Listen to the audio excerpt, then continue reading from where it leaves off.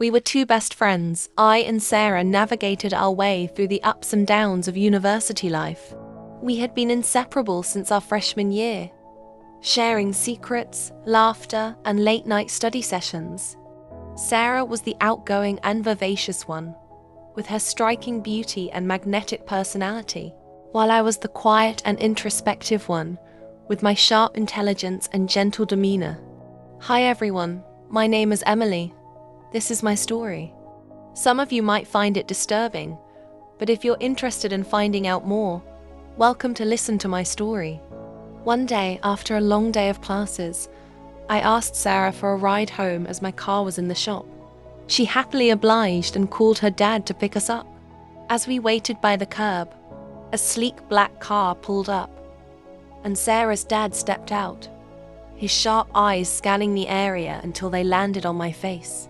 He couldn't help but admire my delicate features and the way I carried myself with grace. I, on the other hand, couldn't help but notice Sarah's dad with his rugged good looks and charismatic charm.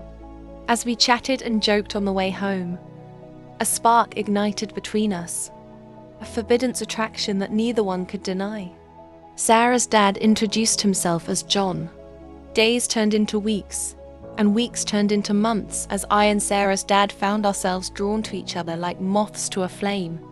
We started meeting in secret, stolen moments of passion that left us breathless and craving more. Finally, one fateful night, we booked a hotel room and gave in to our desires, locking lips and entwining bodies in a passionate embrace. For me, it was a whirlwind of emotions as I experienced my first taste of love and lust. At first, there was pain and fear, but soon it gave way to pleasure and ecstasy as I surrendered myself to the man who had captured my heart. John started paying for my college's fees. I never asked him to pay for my education, but he insisted. I felt I was top of the world, having a handsome married man to support me financially. But John ever wanted was to have sex with me. Yeah, you heard it. He's more interested in my body than my heart. He became obsessed with me. Sometimes he'll took me by my back door. I felt even painful and dirty at first, but I will just give in whenever he wants it. But then I wish I could become his lover, a mistress, and my dreams came through. After graduating from college, Sarah's dad, John, offered me a job as his assistant, a way for us to be together without arousing suspicion. We continued our affair in secret, stealing kisses in the office, and sneaking off for clandestine rendezvous in hotel rooms. In the office, sometimes I will make my move with wearing clothes that show more of my skin, even shorter skirts to seduce John. Every time when his wife calls, he will give an excuse not to go home, saying he needs to work overtime. Because again, we did it in the office. Again, I know John wanted me, and I was getting wet too whenever I got closer to him. Having sexual relationships and intimacy with John had been my routine. I felt like a slut, or perhaps his play doll.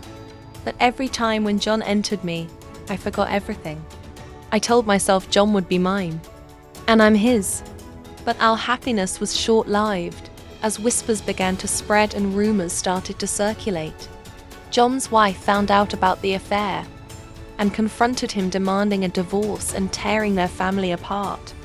I was forced to resign from my job, my reputation tarnished, and my heart broke. Even my close colleagues felt disgusted with me. I was like an innocent pure sister to them, but not anymore. And I heard them whispering and saying I'm a slut.